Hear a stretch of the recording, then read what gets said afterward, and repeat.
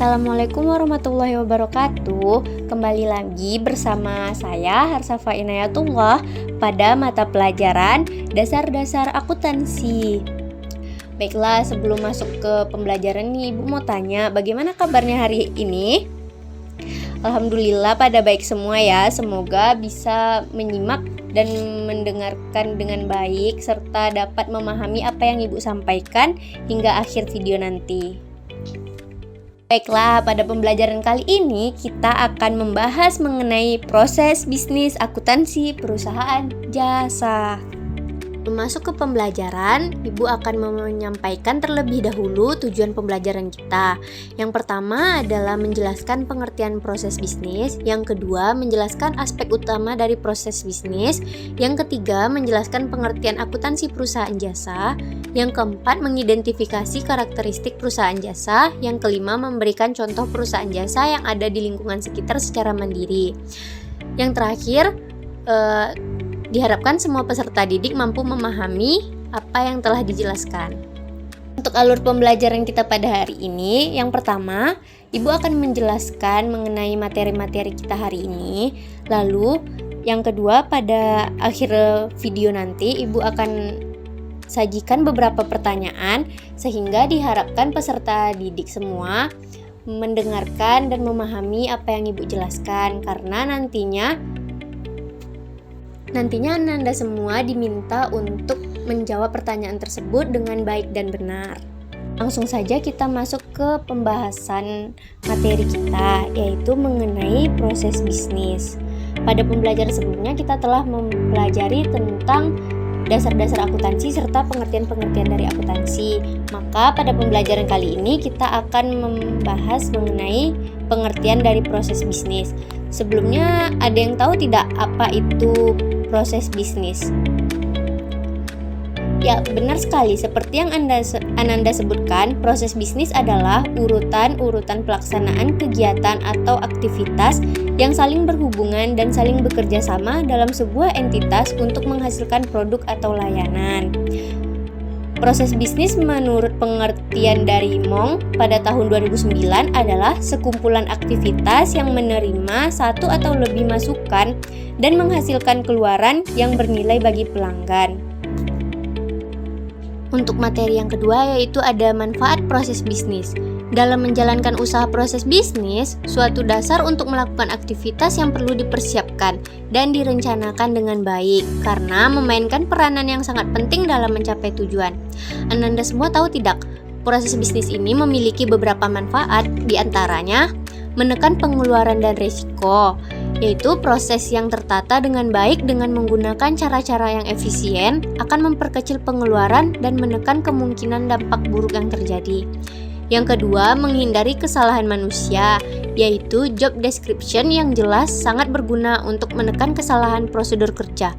Yang ketiga, meningkatkan produktivitas, yaitu urutan kerja yang terencana dan penempatan pekerja yang tepat akan berdampak pada peningkatan produktivitas. Yang keempat, ada memuaskan pelanggan, yaitu proses produksi sesuai SOP akan mudah untuk memenuhi kepuasan pelanggan. Yang kelima, efisiensi waktu. Strategi yang baik dalam proses produksi juga akan memakan waktu yang sangat singkat. Yang terakhir ada mengikuti perkembangan teknologi. Untuk mempertahankan kelangsungan usaha juga harus selalu mengikuti teknologi agar menghasilkan produk yang sesuai dengan zaman. Selain ada manfaat, tentunya juga ada dampak. Dampak dari proses bisnis itu adalah tidak menemukan benang merah dari suatu masalah, yaitu ketidakmampuan menetapkan standar proses karena perusahaan kurang fokus pada bisnisnya sehingga masalah sulit ditemukan.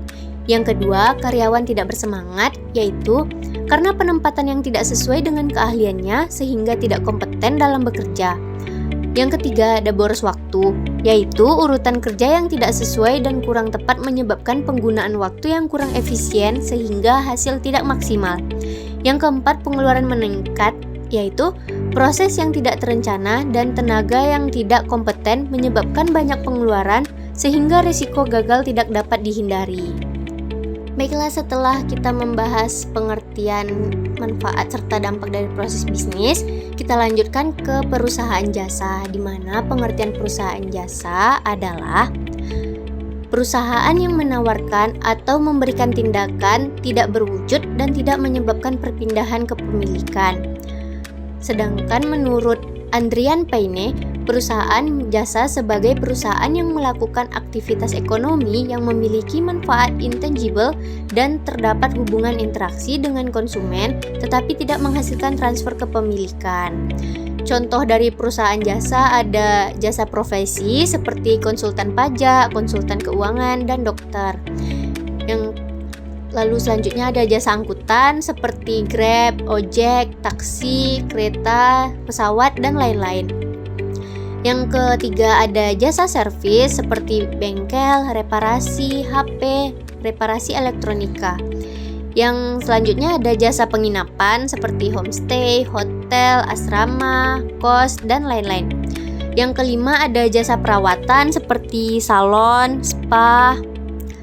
Yang keenam ada jasa cuci. Jasa cuci tentu Ananda semua tahu seperti laundry, cuci mobil, cuci helm, cuci karpet, sepatu, tas, dan juga barang-barang lainnya. Lalu untuk karakteristik perusahaan jasa, apakah Ananda tahu? Ya, karakteristiknya ada 5. Yang pertama ada peralatan, di mana usaha jasa membutuhkan peralatan untuk menjalankan usahanya. Contohnya usaha salon, alat yang diperlukan adalah hair dryer, tempat duduk, tempat cuci rambut, dan lain-lain. Kemudian ada tenaga ahli. Orang yang bekerja pada usaha harus yang mempunyai keahlian khusus. Untuk bisa melayani kebutuhan pelanggan, maka harus mempunyai tenaga andalan yang memegang peranan penting dalam bekerja. Seperti untuk adanya klinik tentu memerlukan dokter. Yang ketiga ada tidak tersedianya produk. Perusahaan jasa tidak mempunyai stok atau produk karena yang dijual produk yang tidak terlihat tetapi bisa dirasakan manfaatnya. Lalu selanjutnya ada jasa yang bervariasi. Setiap pelanggan akan memperoleh pelayanan yang berbeda-beda sesuai kebutuhan, tetapi berhak mendapatkan perlakuan yang sama. Yang kelima, tidak adanya harga pokok. Harga yang ditawarkan pada perusahaan jasa bervariasi, tidak ada harga pokoknya. Karena orang yang menjualkan pasti dari harga beli berapa kemudian ditambah laba saat menjualnya. Berikut Ibu sajikan tabel atau alur dari proses bisnis akuntansi perusahaan jasa. Tahap yang pertama ada tahap pencatatan, yaitu yang diperlukan adalah bukti transaksi atau bukti pencatatan. Kemudian dimasukkan ke jurnal umum. Jurnal umum ini termasuk juga ke dalam tahap penggolongan yang mana dilanjutkan ke dalam buku besar. Untuk tahap yang terakhir yaitu tahap pengikhtisaran, di mana dari buku besar dipindahkan ke neraca saldo, kemudian dari neraca saldo ke jurnal penyesuaian, lalu masuk ke jurnal penutup, kemudian menutup buku besar, lanjut ke neraca saldo setelah penutupan, lalu di akhir ada jurnal pembalik. Dari neraca saldo dan jurnal penyesuaian ini maka akan dibentuknya neraca lajur. Lalu di tahap yang terakhir ada tahap pelaporan atau reporting, di mana dari neraca lajur yang telah dibuat tadi maka akan ada laporan keuangannya atau financial statement-nya. Itu adalah tahap terakhir dari proses bisnis akuntansi perusahaan jasa. Baiklah, itu tadi adalah materi terakhir yang dapat Ibu sampaikan. Untuk pembelajaran selanjutnya atau untuk tahapan belajar yang selanjutnya, Ibu minta anak-anak semua dapat menyimpulkan apa yang telah Ananda semua pelajari dari penjelasan Ibu tadi. Untuk kesimpulannya dapat Ananda buat di double folio, kemudian Ananda kumpulkan minggu depan bersama dengan kuis yang akan Ibu sajikan beberapa saat lagi. Jangan lupa pertanyaannya dicatat ya atau disalin kembali.